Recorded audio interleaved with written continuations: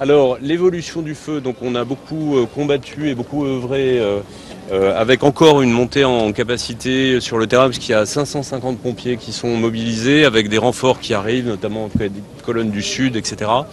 Ça a permis de contenir la progression du feu sans complètement l'enrayer. On était à 1200 hectares à la mi-journée, on est passé à 1300. Donc le feu progresse un peu. Son intensité est toujours forte, mais elle diminue légèrement. C'est pas spectaculaire, mais là on n'a pas de reprise très violente. Voilà le point de situation là maintenant pour l'évolution du feu, avec une météo qui commence tout doucement à s'améliorer. Les températures commencent à baisser, l'hygrométrie a remonté, les moyens aériens vont pouvoir continuer à tourner jusqu'à la nuit aéronautique, c'est-à-dire 21h20 environ. On a dû procéder à quelques évacuations très limitées du côté de Garin, parce qu'il y avait un risque potentiellement de saute supplémentaire vers le sud. Ça concerne 7 maisons et une vingtaine de personnes, hein, donc ça porte le bilan des évacués à 550. La très grande majorité d'entre eux sont pris en charge par la mairie de Sabre, et donc par la maire de Sabre, hein, que je remercie de l'accueil qu'elle réserve aux évacués, qui sont très bien accueillis dans votre commune, Madame la maire, merci.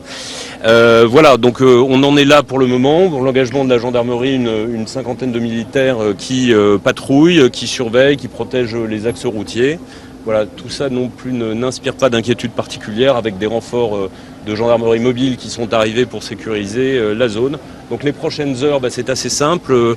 On va continuer à lutter activement sous les ordres du colonel Fabre pour contenir la progression, progressivement traiter les lisières de différentes façons, au sol, donc avec des bulles, avec de l'eau pour noyer progressivement, avec l'aide des agriculteurs, hein, bien sûr.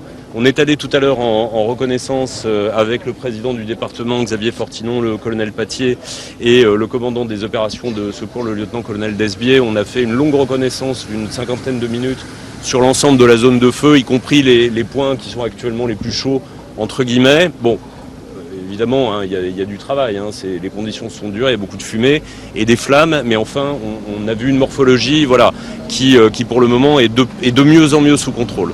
Voilà ce que je peux vous dire au moment où nous nous parlons. Et évidemment, la suite des événements, c'est la nuit, en espérant que les quelques gouttes de pluie, mais alors limitées, hein, qu'on nous annonce en début de nuit, se confirment. Il y aura de toute façon plus d'humidité, donc ça c'est plutôt favorable. Et puis quand même une chute des températures demain, donc voilà, un scénario qui évolue favorablement à ce stade. Sur les personnes évacuées, est-ce qu'on sait combien sont aujourd'hui hébergées à la mairie? Comment ça va se passer pour elles dans les jours et les semaines prochainement?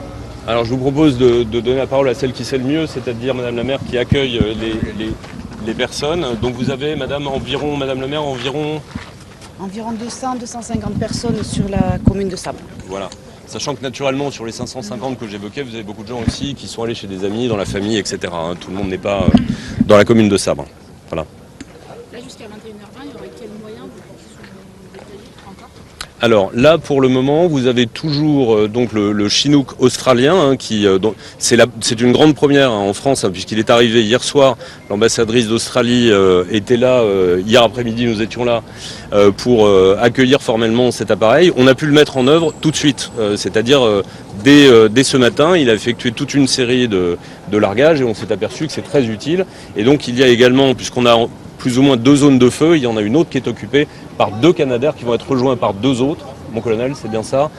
Voilà, donc on a également un travail de moyens aériens qui est très conséquent. Oui, il n'y avait pas de Canadair ce matin. Attendez, à 2, du coup j'ai entendu aucun des 2, oui, pardon. Pourquoi il n'y avait pas de Canadair ce matin? Alors, parce qu'il a fallu définir des zones d'intervention pour les 2 types de moyens, voilà, pour qu'ils n'interviennent pas sur la même zone, et notamment pour éviter tout risque d'accident.